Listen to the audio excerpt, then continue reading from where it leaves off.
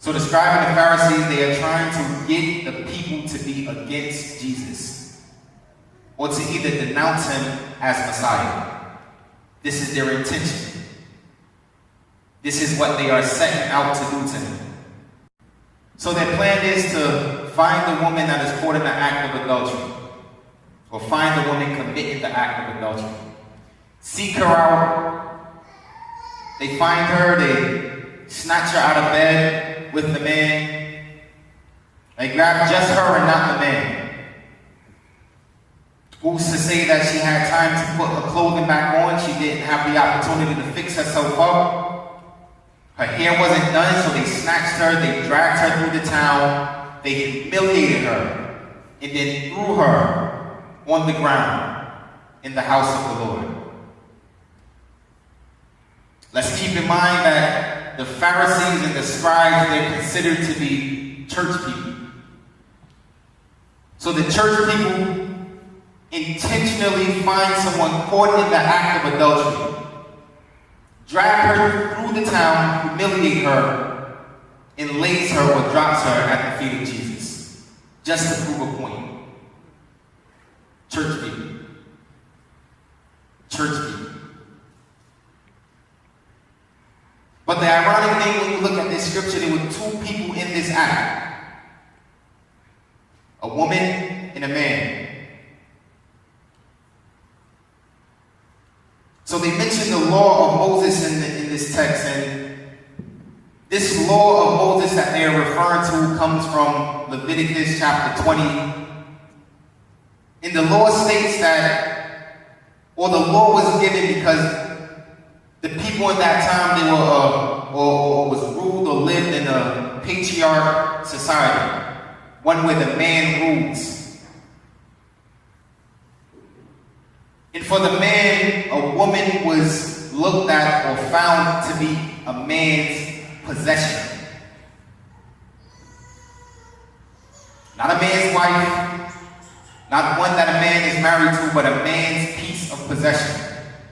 So the law was set in place for the man's possession to always be covered, to always be protected. So if a man was caught sleeping with a man's wife, it was, or the law was set in place for his possession, what he owned, what he ruled over, to be protected.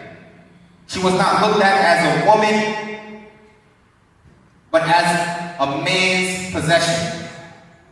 But according to this law, when two people are caught in this act, both the man and the woman, the man and the woman that are performing the act are to be stoned to death, not just the woman.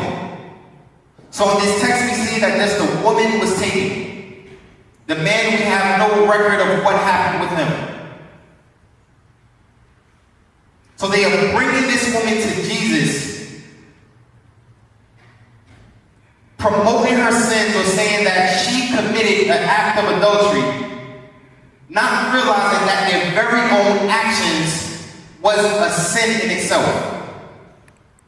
Their very own actions of bringing the woman and not the man with them is a sin within itself. Church people. Church people. This is what we like to do.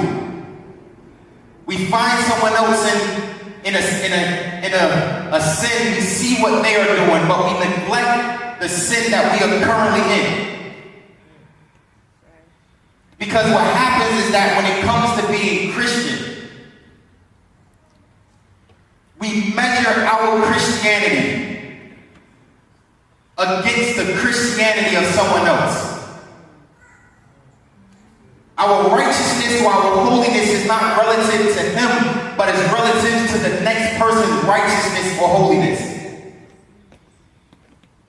So we measure ourselves as being Christians, not according to what the Word says, not according to what Jesus calls us. He calls us righteous, not necessarily because we are, but we measure ourselves against the righteousness of someone else. There's standards or levels to righteousness.